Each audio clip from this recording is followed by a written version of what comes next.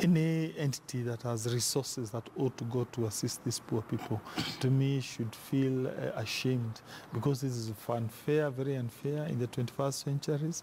We are having this kind of images. Recall, some few months ago, people were complaining of floods. How come immediately after floods now we go into this kind of situation? I think for me the main problem lies in, number one, the counties failing to address the key problems facing our people at the grassroots. Remember, agriculture is devolved. Remember, there are several interventions that the counties can do to ensure we don't have this kind of situation. And therefore, this is a great indictment to the county government that they have failed to assist these people, so that you don't have such kind of headlines. But then again also, the ministers who are in charge of the agriculture ministry at the national government level, or even Wamalwa, he is also crucial part in ensuring these people get relief. That's also another major indictment. I would urge the relevant entities in Parliament, both in the Senate and the National Assembly, should take action against these ministers who are making Kenya to become an embarrassment by causing our poor people to die because of hunger. Okay, Weda, your thoughts and comments on a very embarrassing situation of drought? I feel you feel like crying.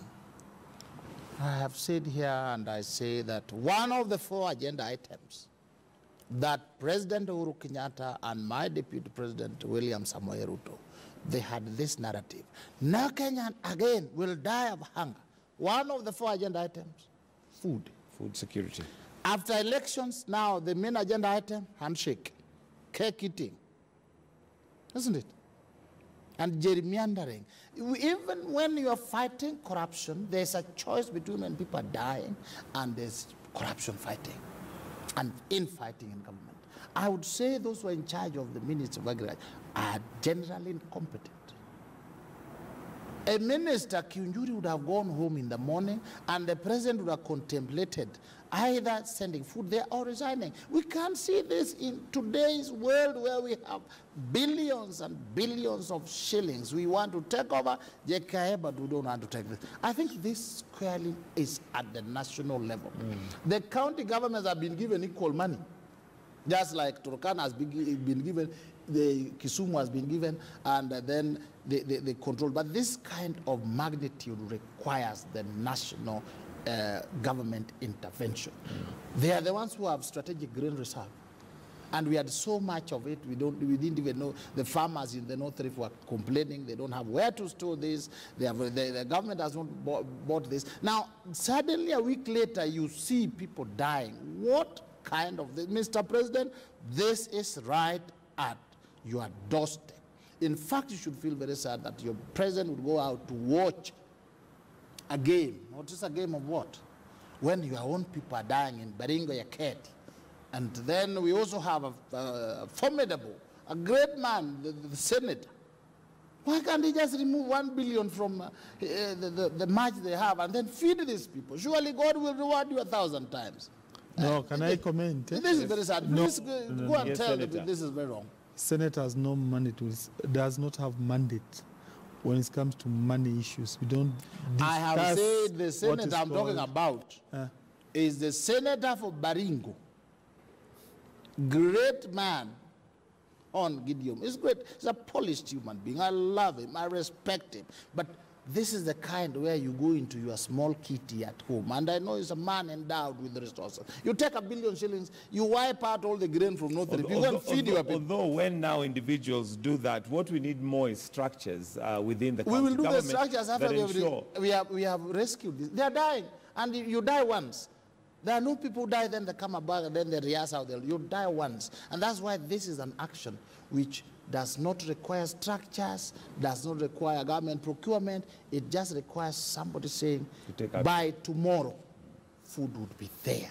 Unless we want Red Cross, we want Bill Gates, but us, even us, we are ready to contribute. Ask me, I will contribute some bags.